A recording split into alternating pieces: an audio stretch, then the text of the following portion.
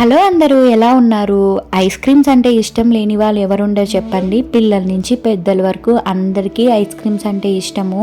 ఇంకా మా తన్విక కంటే రోజు ఐస్ క్రీమ్ బయట తీపియలేననేసి ఇంట్లోనే నేను డిఫరెంట్ ఫ్లేవర్స్తో ఐస్ క్రీమ్ అయితే ప్రిపేర్ చేస్తూ ఉంటాను. అందులో ఒకటైతే మకానాతో ఐస్ క్రీమ్ అయితే ప్రిపేర్ చేస్తానన్నమాట. మకానా చాలా మంచిది కదా హెల్త్కి. సో నేను ఎలా ప్రిపేర్ చేస్తున్నానో మీకు రెసిపీ అయితే షేర్ చేస్తున్నాను, మీరు ట్రై చేయండి. ముందుగా ప్యాన్లో మకానాస్ అయితే తీసుకొని డ్రై రోస్ట్ చేసి పక్కన అయితే పెట్టుకోవాలి. తర్వాత కొన్ని డేట్స్ సీడ్స్ లేకుండా పక్కన పెట్టేసుకొని ఇంట్లో ఏవైతే అవైలబుల్గా డ్రై ఫ్రూట్స్ ఉంటాయో అవైతే తీసుకోవాలి. నేను ఇక్కడ క్యాష్యూస్, ఆల్మండ్స్ అండ్ కొన్ని వాల్నట్స్ ఉంటే అన్నీ తీసేసుకున్నాను. అండ్ డార్క్ చాక్లెట్ కూడా ఉండింది ఇంట్లో, సో అది కూడా తీసేసుకొని మొత్తం మనమైతే పౌడర్ చేసుకోవాలి. ఫస్ట్ అయితే నేను మకానాని, డ్రై ఫ్రూట్స్ని విడిగా అయితే పౌడర్ చేస్తున్నాను. తర్వాత డేట్స్ని, డార్క్ చాక్లెట్ని గ్రైండ్ చేస్తున్నాను. ఇప్పుడు ఆ మకానా పౌడర్లో వేడి చేసిన పాలను చల్లార్చిన తర్వాత కలిపేసి బాగా ఈవెన్గా మిక్స్ చేసేసుకోవాలి.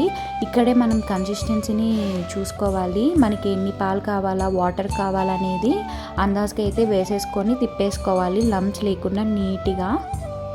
తర్వాత నేను ఆ డేట్స్, డార్క్ చాక్లెట్ ఏదైతే మిక్చర్ ఉంటుందో అదంతా వేసి ఈవెన్గా దాన్ని కలిపేస్తున్నాను.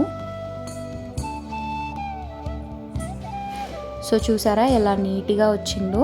మనకి టేస్ట్ అనేది ఇక్కడే తెలిసిపోతుంది. నాకైతే కరెక్ట్గా అనిపించింది స్వీటు. సో ఇది న్యాచురల్గా హెల్త్కి హెల్త్ అండ్ పిల్లలకు కూడా క్రేవింగ్స్ అయితే తగ్గిపోతాయి.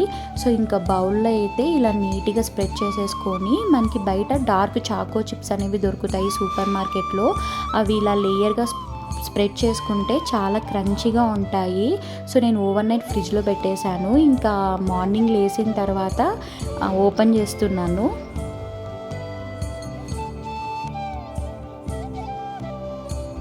సో పిల్లలకి పెట్టాలి అనుకున్నప్పుడు ఒక 5 మినిట్స్ ఫ్రిడ్జ్లో నుంచి తీసేసిన తర్వాత కప్లో పెట్టేసి ఇచ్చేసేయండి. హెల్త్కి హెల్త్, టేస్ట్కి టేస్ట్. ఐస్ క్రీమ్ ఎలా ఉందో తనక మాటలు విన్నాను. సూపర్ అని చెప్పు. నచ్చిందా? చూపి. ఇట్లాను తనికా